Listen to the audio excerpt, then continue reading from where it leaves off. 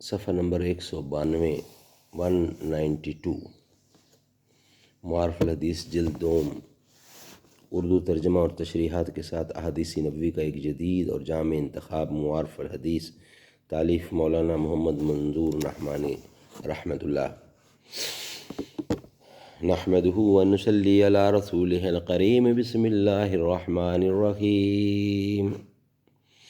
قال النبی صلی اللہ علیہ وسلم، حضرت جابر رضی اللہ سے روایت ہے کہ رسول اللہ صلی اللہ علیہ وسلم نے فرمایا، تم حسن سلوک کی کسی صورت اور کسی قسم کو بھی حقیر مت سمجھو، اور اس کی ایک صورت جس میں کچھ خرچ بھی نہیں ہوتا یہ بھی ہے کہ تم اپنے بھائی سے شگفتہ روئی کے ساتھ ملو، اور یہ بھی حسن سلوک میں سے ہے کہ تم اپنے ڈول سے اپنے بھائی کے برتن میں پانی ڈال دو۔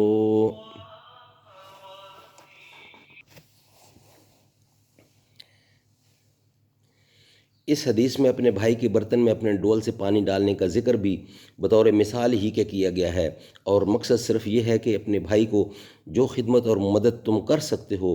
اور اس کو جو آرام تم پہنچا سکتے ہو، اور جس طرح تم اس کے کام آ سکتے ہو، اس میں